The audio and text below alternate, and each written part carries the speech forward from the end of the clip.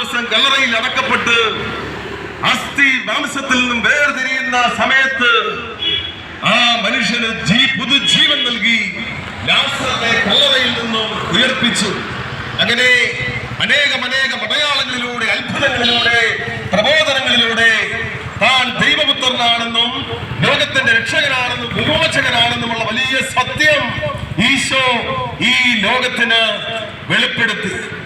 ഈശോ തന്റെ പരിസ്ഥിതി ജീവിതത്തിന്റെ അവസാനത്തില് സഹോദരങ്ങളെ അതിക്രൂരമായ പാടുപീഡകൾക്ക് വിധേയനായി ഈശോ ചമ്മട്ടിടി ഏൽക്കപ്പെട്ടു. യേശുവിന്റെ ശിരസില് മുൾക്കിരീടം അണിയിക്കപ്പെട്ടു.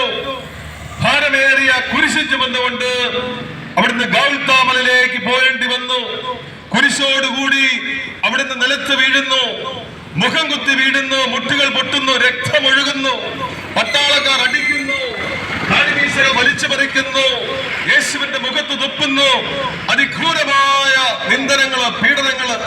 അവസാനം കാൽവരി മലയില് യേശുവിന്റെ വസ്ത്രങ്ങൾ ഉരിഞ്ഞു മാറ്റി മരക്കുരിശിൽ കിടത്തി കൈകാലുകളിലെ കാരിരുപ്പാടുകൾ അടിച്ചിറക്കി. അതേ സഹോദരങ്ങളെ, അതിക്രൂരമായ പീഡനങ്ങൾക്ക് വിധേയനായി ആകാശത്തിനും ഭൂമിക്കും മധ്യേ മരക്കുരിശില് രണ്ട് കള്ളന്മാരുടെ നടുവില് അവസാനത്തുള്ള ചോരയും ചിന്തി യേശു അവിടുത്തെ കുരിശിൽ കിടന്ന് പെടഞ്ഞ് മരിച്ചു. അങ്ങനെ ഈ ലോകത്തിന്റെ മുഴുവൻ പാപഭാരം ഈശോ തന്റെ ശരീരത്തിൽ ഏറ്റെടുത്തു. സഹോദരങ്ങളെ,